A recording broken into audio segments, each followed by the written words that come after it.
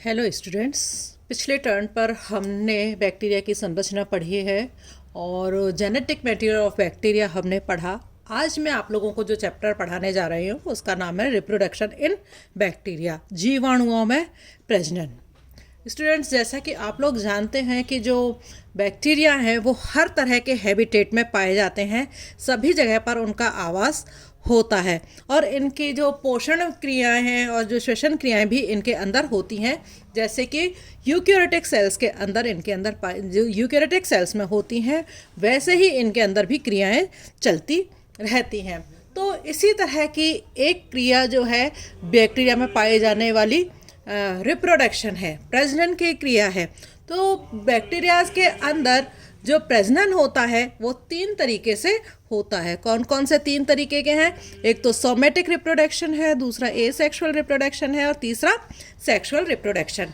Means Hindi में बोलें तो कायिक या वर्धी प्रजनन, अलैंगिक जनन और लैंगिक प्रजनन कहते हैं। आज मैं आप लोगों को जो है सोमेटिक रिप्रोडक्शन और एसेक्सुअल रिप्रोडक्शन वाले 2 टॉपिक्स मैं आज आप लोगों को पढ़ाऊंगी। तो सबसे पहले सोमेटिक रिप्रोडक्शन। बैक्टीरिया के अंदर जो सोमेटिक रिप्रोडक्शन या कायिक रिप्रोडक्शन होता है वो 2 तरीके का पाया जाता है। एक तो बाइनरी फिजन के द्वारा और दूसरा बडिंग के द्वारा। बाइनरी फिजन में एक पेरेंटल सेल से 2 सेल्स का निर्माण होता है और मुकुलन बडिंग में आउटग्रोथ जो है बैक्टीरियल सेल से बाहर निकलती है। नाउ पहले मैं आप लोगों को बता रही हूँ बाइनरी फिजन।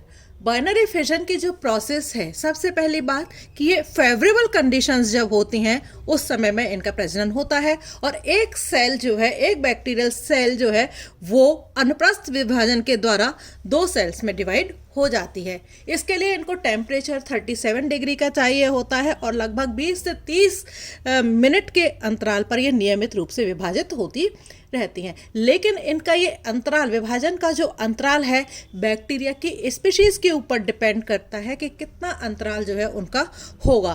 तो यूजुअली जो बैक्टीरिया है वो 24 घंटे के अंदर 4 × 10⁻21 बैक्टीरियाज डेवलप कर लेते हैं। लेकिन इनको भोजन की स्पर्धा, वायु और अन्य कारकों के हैबिटेट की स्पर्धा की वजह से केवल इनमें से 1% ही जीवित रह पाते हैं। तो प्रोसेस जो है किस तरह से इनकी होती है, तो सबसे पहले जो सेल है वो थोड़ा सा, बैक्टीरियल सेल्स थोड़े से साइज में पहले बड़ी होती है। न्यूक्लियर मटेरियल जो है वो थोड़ा सा इनके अंदर ग्रोथ करता है, बढ़ता है और न्यूक्लियर मटेरियल के ग्रोथ करने के बाद में इनके अंदर रेप्लिकेशन की प्रोसेस होती है और जो बैक्टीरियल सेल जो है वो इनके अंदर एक सेप्टन ट्रांसफर सेप्टा बनना, कंस्ट्रिक्शन की प्रोसेस होती है जिससे कि एक ट्रांसफर सेप्टा का निर्माण होता है और एक थोड़े समय बाद में एक ट्रांसवर्स वो वाल फॉर्मेशन जो है इन एक ही बैक्टीरिया के बीच में, जब उनका nuclear material, replicated nuclear material divide हो जाता है तो इनके बीच में एक ट्रांसफर सेप्टम जो है बैक्टीरिया के बीच में बन जाता है और थोड़े समय बाद में ये दोनों सेल्स जो हैं एक अलग अलग हो जाती हैं, जिनमें कि दोनों के अंदर ही न्यूक्लियर मटेरियल जो है पाया जाता है और ये दोनों सेल्स जो हैं वो एक जैसी होती हैं। ये जो बनने वाली सेल्स हैं इनको डॉटर सेल्स जो है कहा जाता है। तो कहने का क्या मतलब है कि जो पेरेंटल सेल होती है उससे 2 सेल डॉटर सेल्स का निर्माण इसके अंदर हो जाता है। एंड बैक्टीरियल गुणसूत्र में हर एक कोशिका में जो समान मात्रा में जो गुणसूत्र होता है, जो न्यूक्लियर मटेरियल होता है, दोनों में समान मात्रा में जाता है। दूसरा जो है बडिंग। बडिंग की जो प्रोसेस है ये मेनली हाइपोमाइक्रोबियल्स और एक्टिनोमाइसिटीज जैसे जो बैक्टीरिया हैं उनके अंदर ये पाई जाती है। इसमें बैक्टीरियल सेल में जो पेरेंटल सेल होती है उसमें एक या एक से अधिक आउटग्रोथ्स जो है वो बाहर निकलने लगती हैं और इन आउटग्रोथ्स के अंदर साइटोप्लाज्म होता है और न्यूक्लियर मटेरियल जो है वो थोड़ा सा इनके अंदर पाया जाता है। थोड़े समय बाद में ये आउटग्रोथ जो है पेरेंटल सेल से अलग हो जाती है और नई सेल की तरह से व्यवहार करने लग जाती है। तो सोमेटिक सेल्स में तो जो सोमेटिक रिप्रोडक्शन है वो 2 तरह से हो गया। कौन कौन सा? एक तो बाइनरी फिजन और दूसरा मुकुलन, जो कि फेवरेबल कंडीशंस में होता है। दूसरा है एसेक्सुअल रिप्रोडक्शन। एसेक्सुअल रिप्रोडक्शन में हम मेनली 4 तरह की प्रोसेसेस पढ़ेंगे। एक तो कोनिडिया के द्वारा एसेक्सुअल रिप्रोडक्शन, दूसरा एंडोस्पोर के द्वारा एसेक्सुअल रिप्रोडक्शन, तीसरा एक्सोस्पोर्स के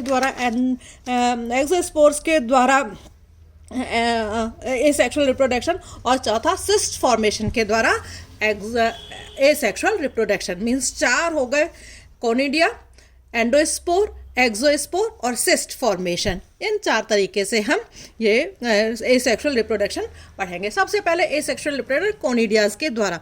कोनिडियाज द्वारा है जो रिप्रोडक्शन की प्रोसेस है, ये ज़्यादातर एक्टिनोमाइसिटेल्स और स्ट्रेप्टोमाइसिस के जो बैक्टीरिया हैं उनके अंदर पाई जाती है।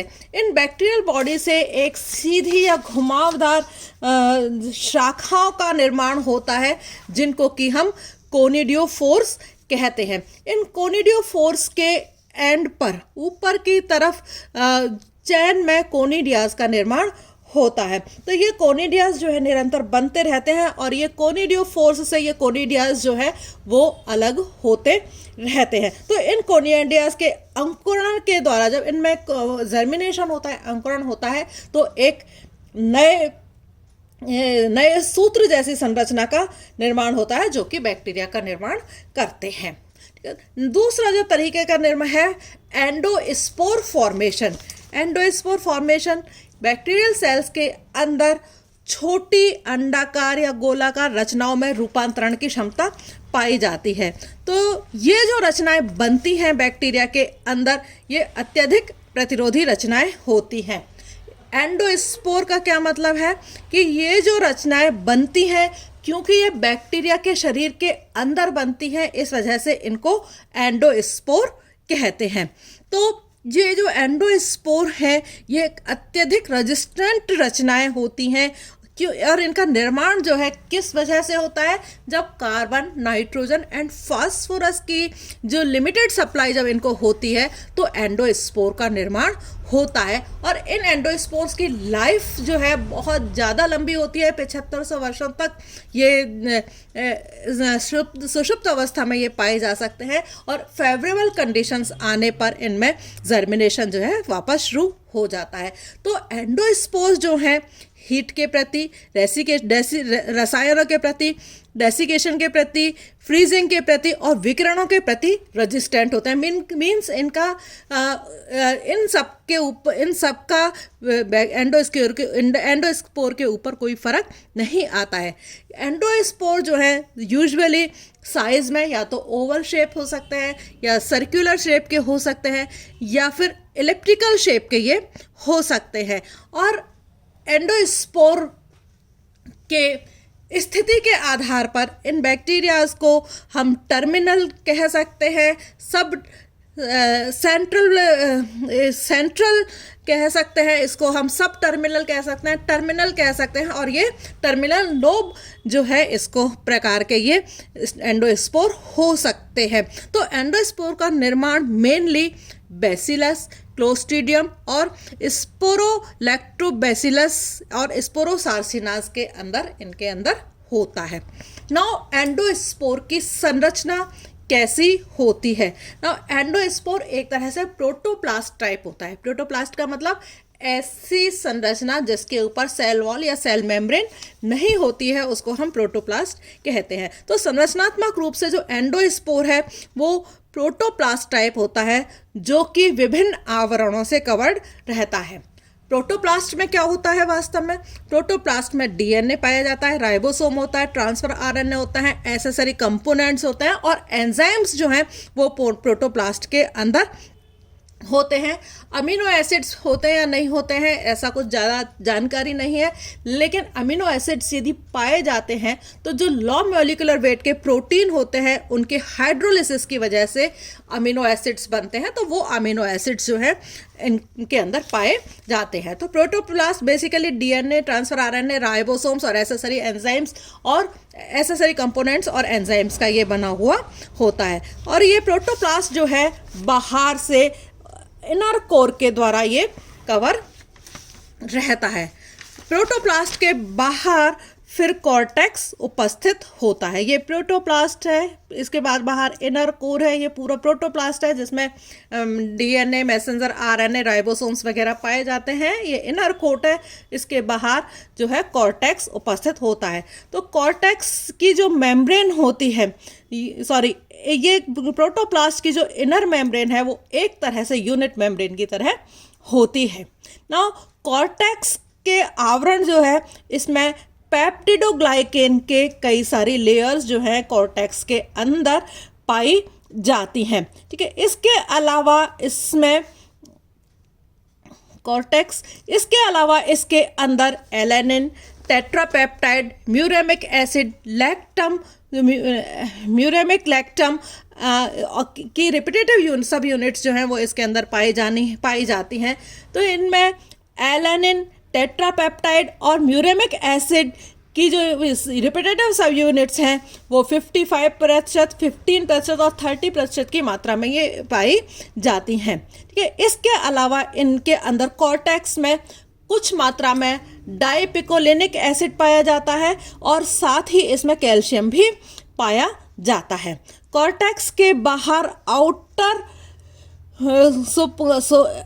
कोट जो है वो इस पर पाया जाता है, आउटर कोट लेयर पाई जाती है। ये जो आउटर कोट लेयर होती है ये अपेक्षाकृत थिक होती है, अपारगम्य होती है और रसायनों के प्रति ये रेजिस्टेंट होती है। और सबसे बाहर की तरफ एक्सोस्पोरेंजियम पाया जाता है, या एक्सोस्पोर जिसको हम एक्सोस्पोरेंजियम पाया जाता है, सॉरी एक्सोस्पोरियम पाया जाता है, जो कि स्तरीय थिन होता है और इलास्टिसिटी इसके अंदर पाई जाती है, फ्लेक्सिबिलिटी जो है इसके अंदर पाई जाती है। तो इनर कोट, ये protoplast, inner coat, cortex, outer coat और एक्सोस्पोरियम के द्वारा ये एंडोस्पोर जो है बना हुआ होता है। नाउ स्पिरुलेशन और स्पोरोजेनेसिस मीन्स इसमें जर्मिनेशन जो है वो कैसा कब होता है। तो एंडोस्पोर का निर्माण तो प्रतिकूल परिस्थितियों में होता है जब पोषक पदार्थों की कमी होती है, और ये प्रोसेस काफ़ी जटिल होती है, लेकिन इसका जर्मिनेशन जो है जब फेवरेबल कंडीशंस आ जाती हैं तो उस समय में इसका जर्मिनेशन की जो प्रोसेस है वो होती है। तो बेसिलस में जो स्पोर का निर्माण है वो वायवीय परिस्थितियों में होता है। क्लोस्ट्रीडियम में जो है एनॉर्बिक कंडीशंस में इनका निर्माण होता है। हम यहाँ पर जो जर्मिनेशन की जो प्रोसेस पढ़ रहे हैं, स्पोरोजेनेसिस की जो प्रोसेस पढ़ेंगे या स्पिरुलेशन की प्रोसेस वो है सबटिलिस, बेसिलस सबटिलिस के अंदर हम पढ़ रहे हैं, जो कि कई स्टेप्स में जाकर के पूरी होती है। तो सबसे पहला स्टेप्स में जो है जो न्यूक्लियर मटेरियल है वो एक्साइल फिलामेंट का निर्माण करता है। जो न्यूक्लियर मटेरियल है वो सबसे पहले सेप्टम के द्वारा अलग होता है और अपने दोनों तरफ से एक्साइल फिलामेंट्स जो हैं इनका निर्माण करता है। इनके बीच की जो सेप्टा है ये ख़त्म हो जाता है और ये दोनों एक पास आ जाते हैं। एक्साइल फिलामेंट का जो फॉर्मेशन है उससे एक तो मदर स्पोर का निर्माण होता है, दूसरा फोर स्पोर का निर्माण जो है होता है। नेक्स्ट प्रोसेस के अंदर ये जो सेप्टम फॉर्मेशन जो इनके अंदर हुआ है, ये सेप्टम फॉर्मेशन ख़त्म हो जाता है और इस जो